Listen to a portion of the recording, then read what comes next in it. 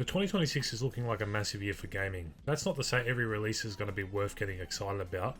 So today I'm breaking down the top 5 games I'm generally looking forward to playing and bringing you content on in 2026 and why I feel they all may be special. Keep in mind these aren't in any particular order, but these are the ones I'm most looking forward to bringing you guys this year. First up is the obvious one, and that's GTA 6. This game will be a game of a generation, a game we've been waiting more than a decade for now. I'd be willing to say that a lot of you were children when GTA 5 released, and that's crazy to think about when you think about just how popular that game still is even now.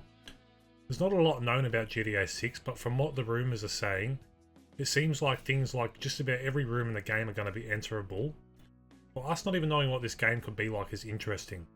Will they follow that typical GTA style or follow a more realistic style of Red Dead Redemption 2? For me, I'd be willing to guess that it'll probably be in between the two, with a fresh new take on GTA, because that's what a lot of gamers have come to expect these days. I wouldn't be surprised to see realistic things in this one, maybe like cars running out of fuel or having to maintain weapons to keep them working. There's no end to the amount of things that can be done for this game, and that's super exciting. Now that brings me to Insomniac's Wolverine, and other than the kind of poor writing in Spider-Man 2, Insomniac's titles never miss, so it wasn't surprising to see so much positivity to Wolverine's trailer. My hope for this game is that they follow a more dark and gritty story. I know in the trailers they pretty much only showed robots being killed, but I hope they include that gore into humans as well. The story does look like it won't feel as rushed as Spider-Man 2's, and it seemed like it's more focused. One thing I'm a bit worried about though would be the combat for this game.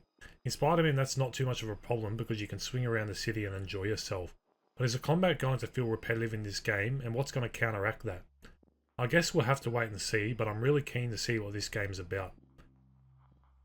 Phantom Blade Zero. I haven't really followed any of these games. I know they're popular, but I've never played one. I saw the trailer shown at the Game Awards and it honestly stunned me. It instantly hooked me in with the crazy art style this game has. I've played games with similar art styles, yet this one still managed to stand out for me. And that's why I'll be buying and reviewing this game on day one. Then to top it off, they show off the fighting in the game and it's honestly phenomenal. If you guys haven't seen this game, I want you to go and watch a trailer online, and I promise you if you're into these type of games, this one will be right up your alley. The art style and the gameplay were absolutely crazy. So then we have Resident Evil Requiem, and I know you guys know of this game. The hype around this game was already pretty crazy before the Game Awards trailer, but then they came out with that trailer and it sent the internet into a frenzy. Not only was it confirmed that Leon was back for this game and that includes all of his quirks, but then we learned that he's going to be playable for at least 50% of this campaign. This game is shaping up to be one of the best in the franchise, and I think with being able to switch between third and first person, it'll keep all fans of the franchise happy. For me, I'm just hoping that it manages to bring back that scare factor that was back in Resident Evil 7 and some of the games before that as well. And finally, that brings me to the last on the list, which is IO Interactive's new game, 007 First Light. Just makes me happy to see the creators of a beloved franchise in Hitman finally do something new. Not only do something new, but do something that will suit them. Could there have been more of a perfect matchup? This feels like the type of James Bond game we should have gotten many times over by now, but it's finally coming and we don't have to wait much longer. I'm glad to see they aren't just copying the Hitman formula, but expanding on it, while making it almost feel like it's going to play like an Uncharted game.